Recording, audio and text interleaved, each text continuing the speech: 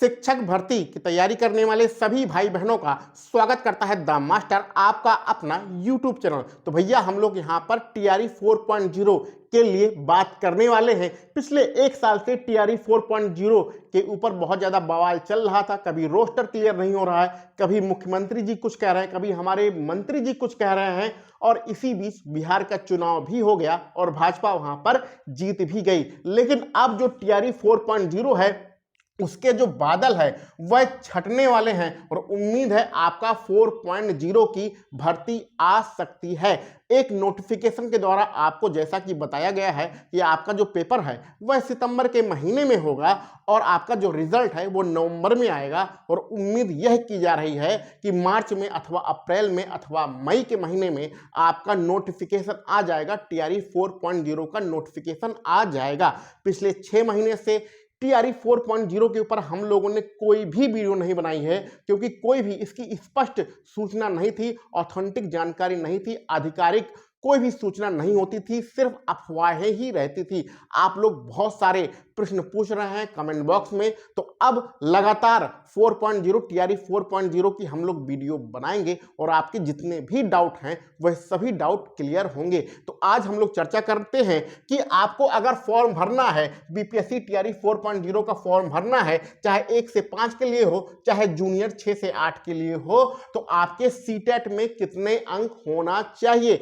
एक एक डाउट करके, एक एक डाउट पर हम लोग वीडियो बनाएंगे। जितने भी आपके प्रश्न हैं वह सभी प्रश्नों का आंसर इस यूट्यूब चैनल के माध्यम से आपको मिल रहा है, मिल जाएगा। कोई ना कोई डोमिसाइल के बारे में पूछ रहा है, कोई सीटेट के बारे में पूछ रहा है, कोई सब्जेक्ट कॉम्बिनेशन के बारे में पूछ रहा है। तो आज सिर्फ सीटेट के अंकों के ऊपर हम लोग बात करते हैं। तो देखो भैया, आपको पता है सीटेट 150 नंबर का पेपर होता है। अभी अभी इसका फरवरी के महीने में पेपर हुआ है, रिजल्ट आपका 2-4 दिन में रिजल्ट आ जाएगा। तो इस बार जिसने भी सीटेट का फॉर्म भरा है उसको मौका मिल जाएगा आपका टीआरई 4.0 का फॉर्म भरने के लिए। अब चलो आगे अपनी बात को बढ़ाते हैं। देखो भैया, अगर आप अदर स्टेट के हैं, अगर आप दूसरे राज्य के हैं, चाहे उत्तर प्रदेश के हैं, चाहे मध्य प्रदेश के हैं, चाहे बगल में छत्तीसगढ़ है, झारखंड है, पश्चिमी बंगाल है, किसी भी राज्य के हैं, अदर स्टेट के हैं, चाहे पुरुष हो चाहे महिला हो, किसी भी कैटेगरी में आप आते हो, आप जैसे मान लीजिए आप उत्तर प्रदेश में हैं, उत्तर प्रदेश में आप ओबीसी हैं, एससी हैं, एसटी हैं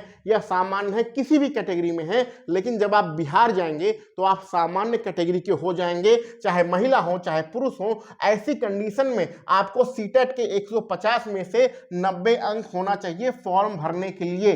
प्राइमरी 1 से 5, जूनियर 6 से 8 की यहां पर बात हो रही है। अदर स्टेट के कोई भी हो, महिला पुरुष, सबको 90 अंक होना चाहिए कम से कम। आपके जो सीटेट वाली मार्कशीट होगी 150 में से 90 अंक आपके होना चाहिए। इस बात को आप ध्यान से समझ लीजिए। इससे पहले जो टीआरई 1.0 में हुआ, 2.0 में हुआ, 3.0 में हुआ, क्या हुआ उसको भूल जाइए। अब कितना चाहिए उसकी बात करते हैं। इससे पहले क्या होता था उन सारी चीजों को भूल जाइए। अब बिहार राज्य, ये तो अदर स्टेट की बात हो गई। अगर आप अदर स्टेट के कैंडिडेट हैं तो आपको क्या चाहिए, अगर आप बिहार राज्य के हैं तो उसका डाटा हमने यहां पर लिख दिया है। बिहार राज्य में अगर आप सामान्य कैटेगरी के हैं, सामान्य कैटेगरी में पुरुष हैं, तो आपको कितना नंबर चाहिए, आपको 90 अंक चाहिए। सामान्य कैटेगरी में अगर पुरुष हैं तो 90 अंक चाहिए, और सामान्य यानी जनरल में आप फीमेल हैं, महिला हैं, तो आपका 82 अंक में ही काम हो जाएगा। 82 अंक में ही आपका काम हो जाएगा अगर आप सामान्य कैटेगरी की महिला कैंडिडेट हैं। इसके अलावा अगर आप पिछड़े वर्ग से आते हैं, चाहे पिछड़ा वर्ग हो चाहे अत्यंत पिछड़ा वर्ग हो, चाहे महिला हो और चाहे पुरुष हो, महिला हो पुरुष हो, पिछड़े वर्ग से आते हैं, बीसी हो चाहे ईबीसी हो, ये दोनों कैटेगरी के लिए सिर्फ और सिर्फ 82 अंक ही चाहिए। आपका सीटेट के पेपर में 82 अंक हो, आराम से आप कक्षा 1 से लेकर 8 तक फॉर्म भर सकते हैं। इसके अलावा अगर आप एससी कैटेगरी में हैं अथवा एसटी कैटेगरी में हैं, चाहे महिला हो और चाहे पुरुष हो, किसी भी कैटेगरी में आते हैं, महिला पुरुष कुछ कोई भी हो, और एससी एसटी हैं, तो आपको 75 अंक में ही आपका काम चल जाएगा। 150 में से अगर आप 75 नंबर होगा, आराम से आप फॉर्म भर सकते हैं। इसके अलावा सबसे ज्यादा फायदा होता है जो हमारे दिव्यांग भाई बहन होते हैं, वह किसी भी कैटेगरी में हो, चाहे आप सामान्य में हो, चाहे आप बीसी ईबीसी में हो, चाहे आप एससी एसटी में हो, कोई भी कैटेगरी हो, चाहे महिला हो चाहे पुरुष हो, कुछ भी हो, ऑल कैटेगरी हमने यहाँ पर लिख दिया है। अगर आप दिव्यांग हैं यानी फिजिकल आपका हैंडीकैप है तो आपका 75 नंबर में काम चल जाएगा। सीटेट में 75 नंबर होगा, आराम से आप फॉर्म भर सकते हैं। अब कुछ डाउट पे बात करते हैं। 90 अंक का जो मतलब होता है वह 60% होता है। 150 का आप 60% निकालेंगे 90 आएगा। जो 50% होता है उसका 75 नंबर होता है। ये जो 75 नंबर है ये 50% पर काउंट किया जाता है। और एक डाउट आप लोगों का अभी भी बना है, पता नहीं क्यों बना है, लेकिन बना है कि ये जो 55% अगर हम 150 का 55% निकालते हैं तो कितना आता है, ये इतना आता, सॉरी 82.5, हमने यहां पर नहीं लिखा है, यहां पर लिख देते हैं 150 का अगर आप 55% निकालेंगे तो कितना आता है भैया, 82.5 आता है। तो आप कहेंगे कि सर आपने 55% 82.5 आता है तो आपने सिर्फ यहां पर 82 ही क्यों लिखा है, जो कि सामान्य महिला के लिए है और BC EBC के लिए है। तो देखो भैया ऐसा है कि इससे पहले जो आपके सीनियर अध्यापक लोग हैं, इससे पहले जो लोग नौकरी पाए हैं, उनका आप बहुत सम्मान करिएगा, क्योंकि उन्होंने लड़ाई लड़ी है सुप्रीम कोर्ट तक। तो सुप्रीम कोर्ट का ये फैसला है कि सीटेट के अंक में या जो टेट होता है, राज्य स्तर का जो टेट होता है, उसमें जो है ये 82.5 नहीं माना जाएगा, सिर्फ 82 अंक ही माना जाएगा। तो 55% का मतलब होता है 82 अंक।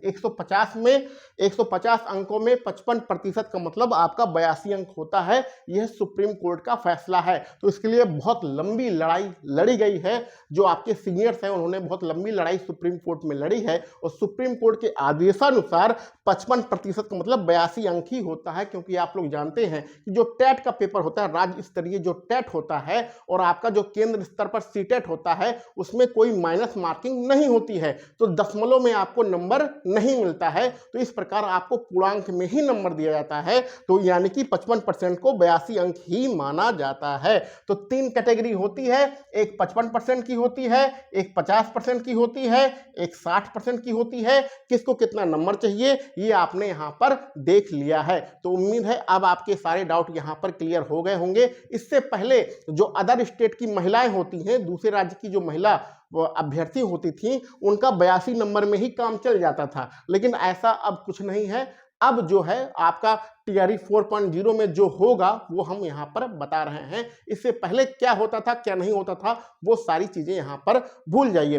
इसके बाद हम लोग वीडियो बनाएंगे, डोमिसाइल के ऊपर बनाएंगे, आपके सब्जेक्ट कॉम्बिनेशन के ऊपर बनाएंगे, या फिर आप अगर आपको कोई डाउट हो, कोई प्रश्न हो आपके मन में, तो कमेंट बॉक्स में लिखिएगा। उन सभी डाउट के ऊपर हम लोग वीडियो बनाकर सारी चीजें आपको क्लियर कर देंगे। तो ये है कक्षा 1 से 5 में और 6 से 8 में सीटेट में कितना अंक होना चाहिए। उम्मीद है ये सारी चीजें अब यहां पर क्लियर हो गई होंगी। चलिए मिलते हैं अगले वीडियो लेक्चर में। आप सभी लोगों को वीडियो देखने के लिए बहुत बहुत धन्यवाद।